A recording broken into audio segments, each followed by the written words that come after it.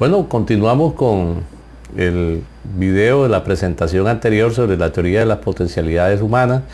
Habíamos planteado 8 factores, 8 dimensiones, 8 categorías, 8 racionalidades, 8 lógicas que tienen que ver con la teoría.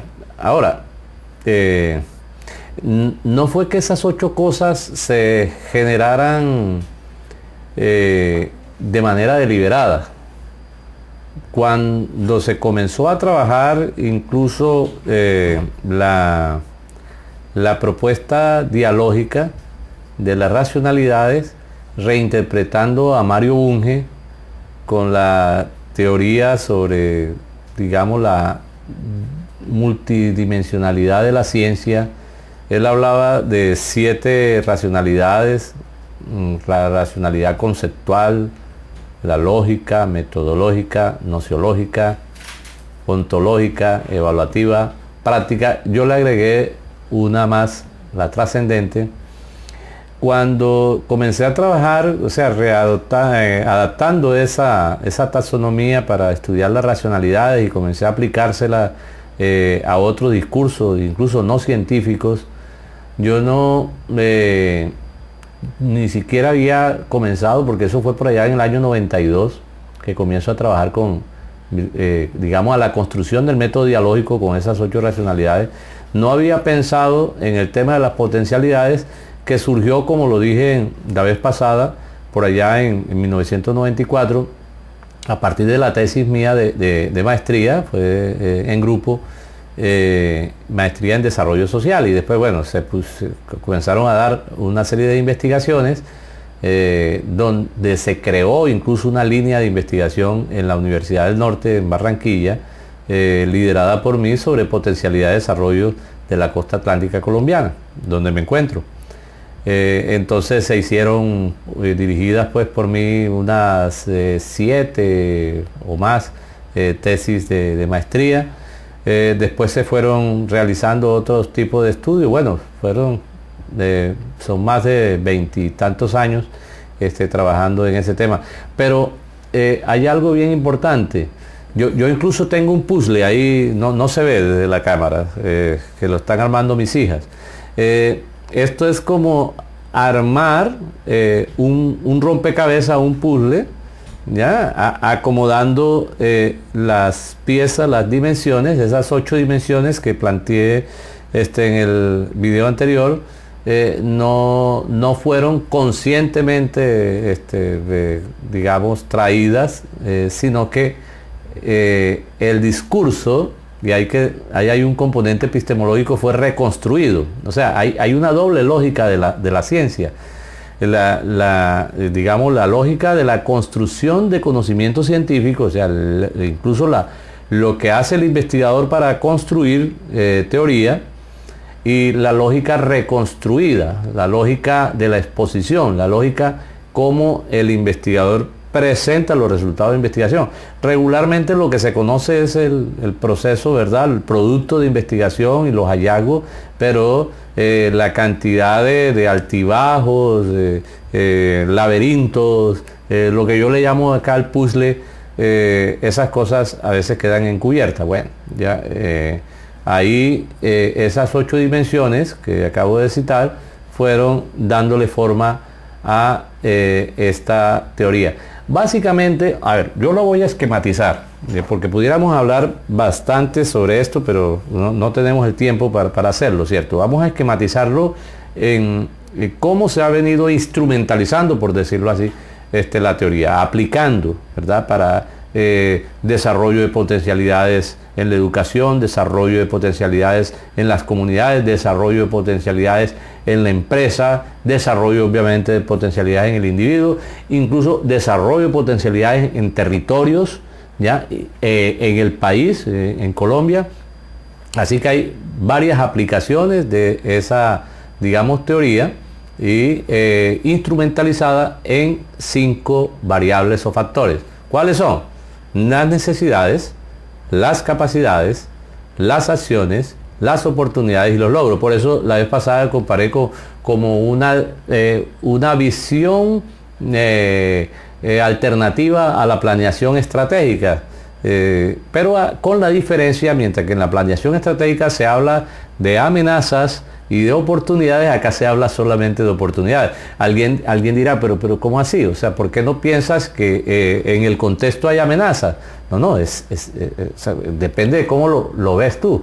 O sea, tú puedes ver el contexto como amenaza, y si ves el contexto como amenaza, tienes que afrontar el contexto en términos, ¿verdad?, de cuáles son los factores que representan esa amenaza, y eso me lleva a tener una visión de océano rojo, de lucha, de guerra, ¿verdad? Pero si yo veo que el contexto, ¿verdad?, donde hay esas supuestas amenazas, representan para mí un reto, yo vería en las amenazas una oportunidad. O sea, ¿por qué no me creo, por ejemplo, esa teoría del océano azul que conocemos, ¿verdad?, de Chang'e, ¿verdad?, y compañía? O sea, ¿por qué no ver el ente, sea esto un individuo, sea esto una empresa, sea esto un país, dentro de un contexto con la posibilidad de generar sinergias, de allí lo dialógico, de generar cooperación, de generar solidaridad, de generar, y lo podríamos decir en el ámbito internacional, tratados de cooperación, etcétera, bloques geopolíticos, etcétera. En el fondo sí, en el fondo el mundo presenta eso, el mundo presenta alianzas entre países. Desafortunadamente esas alianzas muchas veces son de países fuertes contra países débiles, pero bueno, los débiles también tienen su asociatividad. Entonces, vamos a describir lo más sintéticamente posible cada una de estas 5 variables, las necesidades. Bueno, ¿qué entendimos o qué entendemos por necesidades? Decía la vez pasada que la necesidad no solamente es carencia, sino es potencia. O sea, la necesidad no es solamente algo material, ¿ya?, algo que falta, sino también es qué percibimos nosotros, o sea, qué sentimos nosotros, qué proyectamos nosotros, qué pensamos nosotros, qué nos imaginamos nosotros. Entonces, de acuerdo, digamos, a la visión, yo pudiera pensar que algo me está haciendo falta cuando realmente en términos materiales no es tal. O sea, yo pudiera, vamos a poner el caso de una empresa. O sea, una empresa está bastante posicionada y bastante, digamos, fortalecida en cierto tipo de industria. Se puede quedar siendo pionero y siendo, ¿verdad?, los primeros en esa industria, pero resulta que por una visión dice, bueno, ¿por qué no vamos y nos incursionamos en otro tipo de negocio? O sea, ¿cómo podemos pasar de este tipo de negocio, de este tipo de producto a otro tipo de producto? O sea, que la necesidad no surgió de una carencia material, o sea, la necesidad surgió de una visión, ¿verdad?, de ampliación de la empresa como tal. Bueno, lo podemos plantear en términos personales. ¿Ya? Voy a plantear una metáfora lo más elemental o sea, que siempre lo tomo yo para mis estudiantes, lo más elemental. Algo tan sencillo como la alimentación, como comer. ¿Ya? Yo tengo una necesidad, ¿verdad? O sea, tengo la carencia. Obviamente, si no satisfago esa necesidad, muero, ¿cierto? ¿Ya? Una necesidad material, básica, ¿verdad? Entonces, si yo tengo esa necesidad, debo desarrollar, ahora viene la otra variable, una capacidad, ¿ya? O sea, esa capacidad, en ese caso, podría ser física también, o es física, ¿verdad? La capacidad de comer, ¿ya? Pero también debo tener la capacidad, en el ejemplo anterior de la empresa, debo tener la capacidad para cambiar, por ejemplo, diversificar la producción. O sea, la capacidad es con qué cuento yo. Como la capacidad, ok, yo tengo hambre, tengo la capacidad para comer, pero ¿qué otra capacidad requiero de pronto económica para comprar o incluso de la peor manera, ya, para robar, o para mendigar, ¿ya? Pero de todas maneras son capacidades, ya, buenas, malas, pero tanto el individuo como la empresa debe desarrollar, como cualquier institución debe desarrollar sus capacidades. Ok, entonces viene el otro elemento. Uno puede tener la necesidad, o sea, sí, siento hambre, y la capacidad, puedo adquirirlo, ¿ya? Pero no hago nada, ¿ya? Entonces viene la otra variable, la acción. Yo tengo la necesidad, tengo la capacidad, pero me cruzo de brazos, ¿ya? Y digo, bueno, sí, qué hambre, pero qué pereza también, ¿verdad? Ir a comprar o ir a pedir, ¿ya? O sea, y la acción puede ser autónoma, puede ser heterónoma, ¿verdad? Yo puedo ser reactivo o puedo ser proactivo, ¿verdad? Entonces, no solamente tener necesidad y la capacidad basta, se requiere una acción. Pero ahora viene el otro elemento, y que es un elemento externo, ¿ya? ¿Y cuál es mi oportunidad? ¿Ya? ¿Tengo oportunidades? Bueno, después desarrollaríamos que las oportunidades dependen de la capacidad. Si yo no tengo la capacidad, tampoco puedo aprovechar la oportunidad. Y le voy a poner un ejemplo sencillo, ¿ya? A ver, el gobierno quiere darle, por decirle algo, o la empresa privada incluso quiere darles unas becas a unos estudiantes de estratos bajos, ya por debajo de la línea incluso de pobreza. Bien, el punto es, se le da las becas, pero el estudiante necesita transportes, el estudiante necesita alimentarse, el estudiante necesita ciertos elementos tecnológicos. O sea que realmente no es oportunidad que se le debe una beca a un estudiante que él lo necesita si él no tiene la capacidad para aprovechar esa oportunidad. Entonces, de alguna manera, ahora las oportunidades están allí, buenas o malas. Yo en esto, Colombia vive un fenómeno de hace muchos años, pero los últimos 20 años han sido muy críticos. Primero los desplazamientos que todavía han seguido por los conflictos internos en el país de tipo político, ¿verdad? Con las guerrillas y con los grupos paramilitares, y ahora digamos el desplazamiento de venezolanos, ese éxodo venezolano que es frecuente, es diario en Colombia. Entonces vamos a pensar en una persona que por cualquier razón de tipo política, económica, se vio en esta gran ciudad. El ejemplo que voy a tomar es bien horrible, ¿ya? Una mujer joven.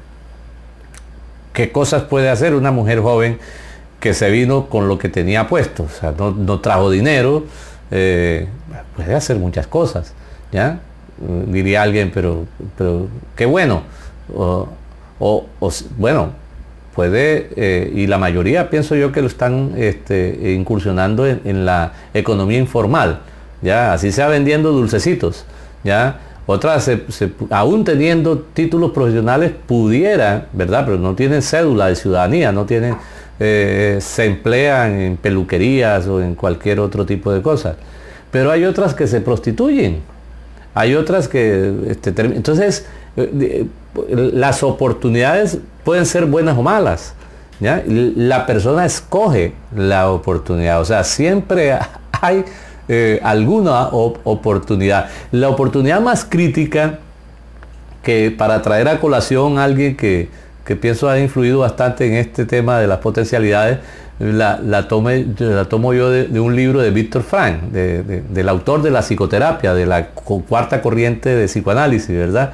Víctor, se le presenta una mujer a Víctor Frank y le dice, yo me quiero matar. Y Víctor Frank le dijo, pues mátese.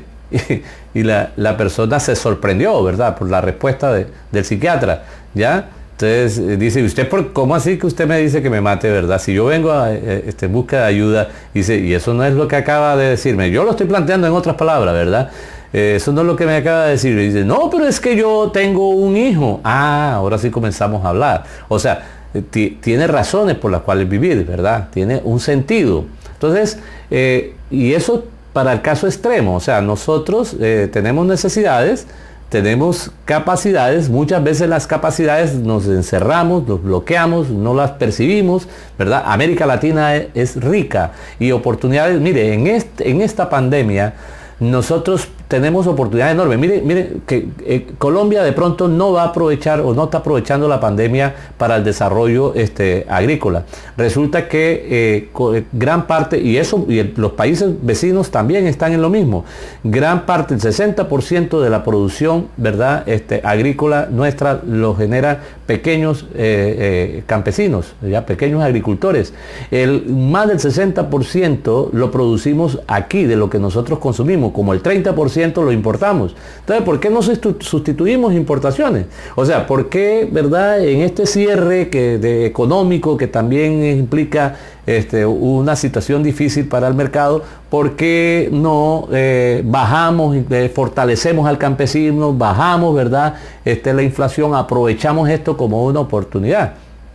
Ya, es una cuestión de perspectiva, ¿verdad? No es otra cosa. O sea, la realidad la tenemos allí. O sea, la crisis tenemos ahí. Es más, en toda crisis ya siempre hay algunos que mejoran. Pueden ser pocos, pero algunos mejoran.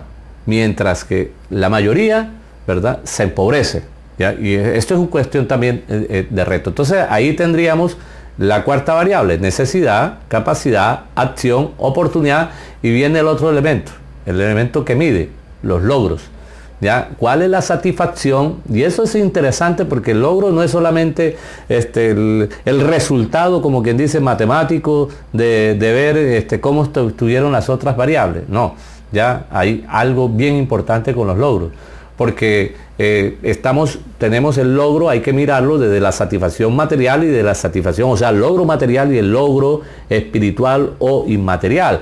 A ver, con lo que tengo, ¿qué hago yo? Paro, sigo, me proyecto, estoy contento con ¿verdad?, con el nivel alcanzado, ya ahí cierro.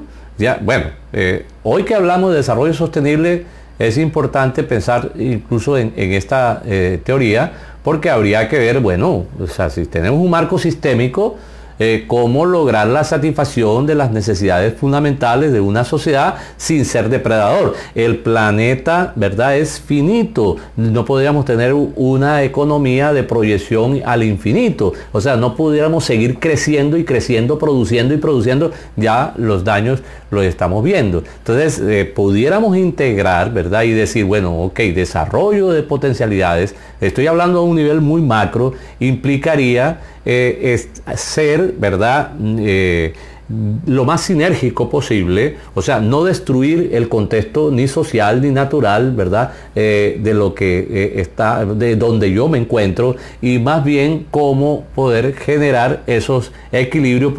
Por eso hablamos de una visión, ¿verdad?, sistémica, y por eso, ¿verdad?, ahí aparece también Bertalanffy en el tema de que la biología, sin ser esto una posición biologicista, por decirlo así, del desarrollo, pero sí en el ecosistema no los muestra, los ecosistemas, o sea, el mundo, ahí algunos no querrán el concepto de diseño inteligente, tiene un diseño inteligente, es decir, sin que el hombre le meta mano, el mundo tiene un equilibrio en sí mismo. Desafortunadamente ha sido el hombre el que ha sido depredador de los recursos que tiene en medio, y por eso, digamos, esta visión de las potencialidades permite integrar todo. Y por último, no podría seguir extendiéndome con esto, esa visión de potencialidades ha servido para ver los temperamentos, para ver el liderazgo